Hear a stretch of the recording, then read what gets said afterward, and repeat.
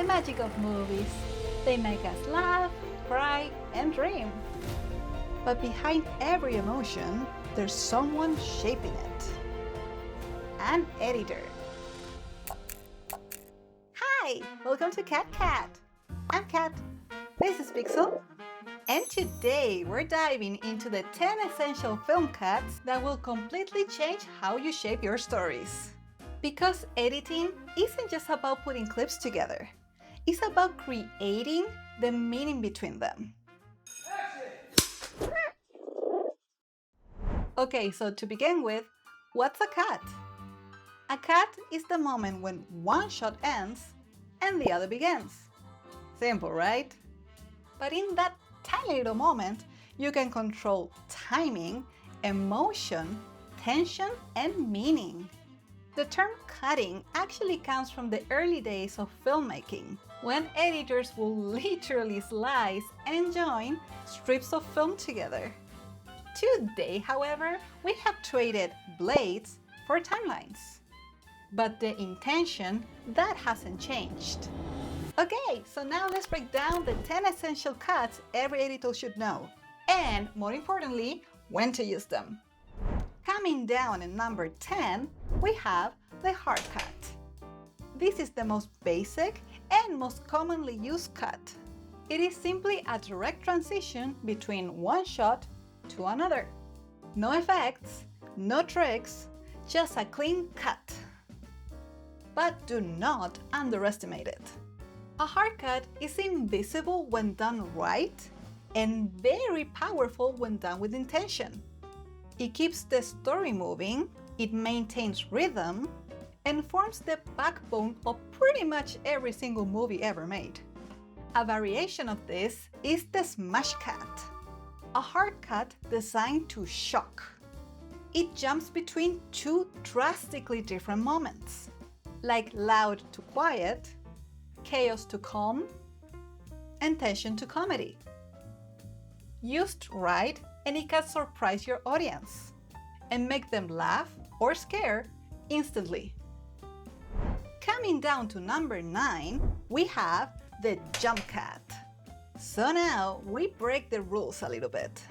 You see, a jump cut intentionally disrupts continuity. You're staying in the very same scene, but suddenly jumping forward in time.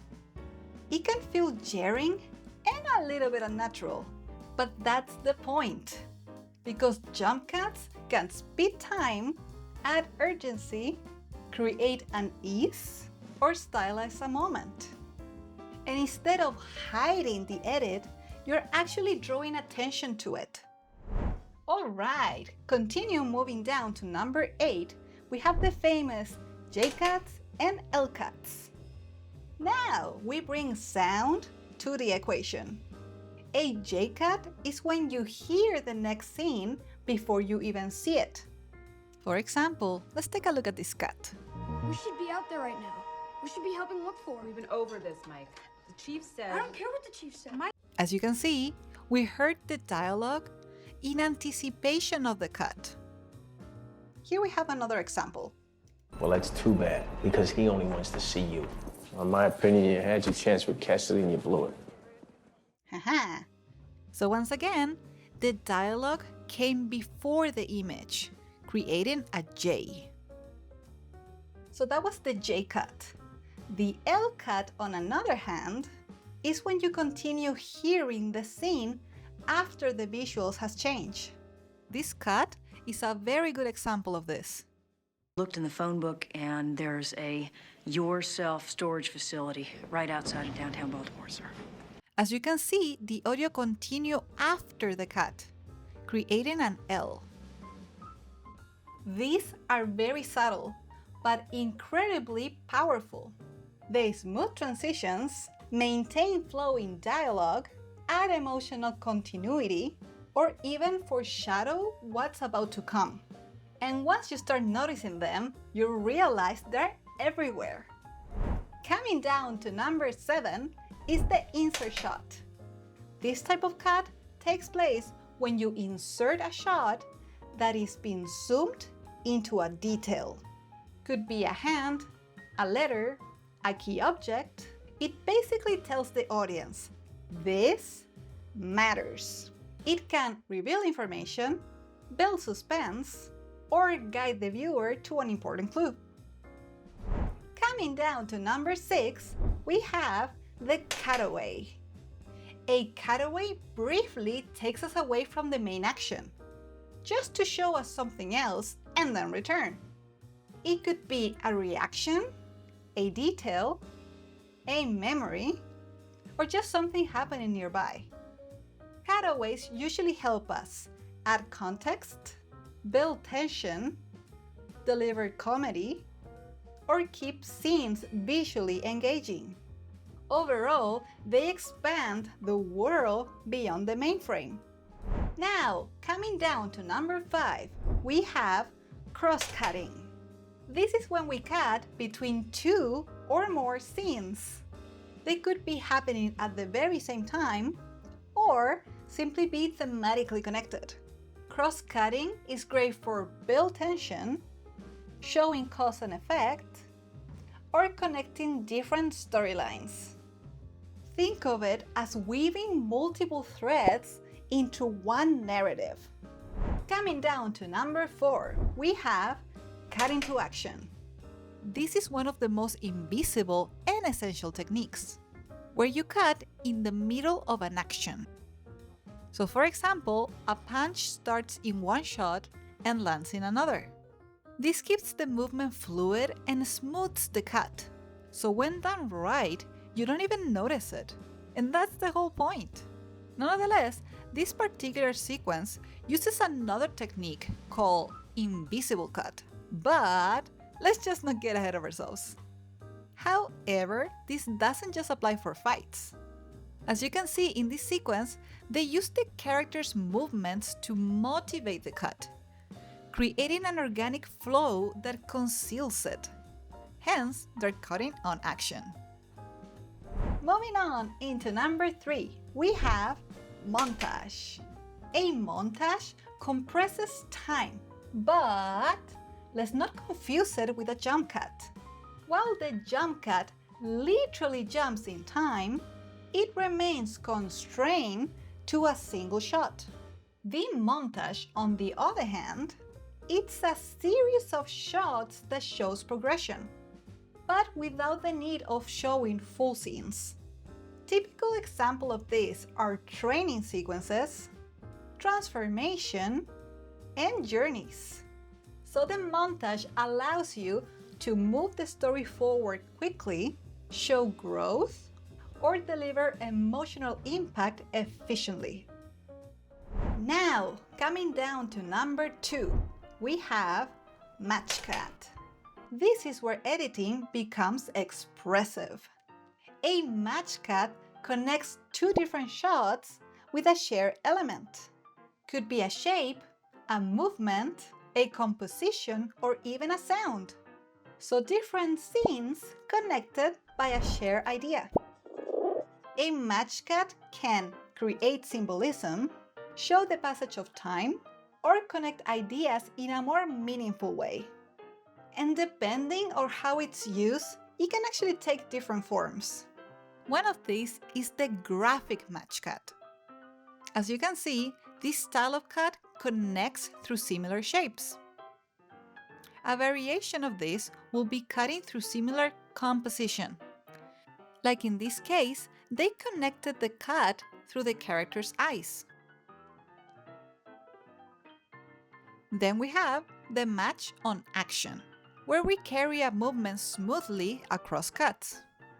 For example, in this sequence, the character in the background walking away was used as a cut motivator for the next scene. Here's another example of the same technique. Boom! They aligned the same action from both actors to match the cut. Let's just see it again. Boom! Okay, for a final example, here's a sequence that I will consider uses both graphic and action matching. The graphic part will be the pizza transforming into a tool, and the action part will be the camera movement that tracks the object from one character to the other. And finally, we have the audio match cut, which links sequences through sound. I'm gonna get right on it. Didn't feel very good. Got a rhythm. But no matter the variation, the goal is the same: to make two separate moments feel connected. Because a great match cut doesn't just move the story forward, it makes the audience feel the connection between the cuts. And that's when editing becomes more than a technique. That's when it becomes storytelling. All right, we have finally come to our number one, the invisible cut. This one is the most complex to achieve, the cut that you actually don't see. But let me just explain. The invisible cut is a technique to present very complex, multiple camera scenes as if they were filmed in one continuous shot. But they were not. So instead of drawing attention to the edit, it completely hides it. These cuts are often masked using camera movements, a character passing in front of a lens, a whip pan or motion blur, darkness, or a natural wipe in the frame. The goal is simple: to make the audiences forget the cut is even there at all. But achieving that illusion is anything but simple. You see, invisible cuts require very careful planning before the camera even rolls. Shots have to be designed to connect, lighting must match perfectly, camera movements need to be choreographed, and in the edit, everything has to align just right. Timing, motion, and sound all working together to sell the illusion. And when it works, the effect is powerful. It creates immersion, tension, a feeling that you're just experiencing the story in real time. And while it might look effortless, it's actually one of the most carefully constructed types of editing. Because the best invisible cuts don't just hide the edit, it makes you forget there was ever a cut at all. Before we finish, I just wanted to give you 4 key principles to always remember. First of all, don't overcut. Sometimes the best cut is not cut at all. Let the moments breathe. Second, sound matters. A great cut isn't just seen, it's also heard. And audio is actually key to sell transitions.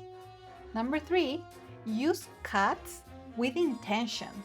Techniques such as match cut or parallel editing only really work when they serve a purpose, so don't just overuse them without an intention. Which brings me to point number 4. The story comes first. Always. The audience isn't watching for your editing skills. They're watching for the story. So your job is to make the cut support and guide it, not distract from it. At the end of the day, a cut is just a transition. But in the hands of a good editor, it becomes emotion, rhythm, and meaning. So the next time you sit down to do your edits, don't just cut footage, shape the story. And if you want to learn how to export your videos using the perfect codec, check this video next. If you like this video, please hit like and subscribe, and in the comments let me know which of these cuts do you use the most. And I'll see you next time. Ciao, ciao.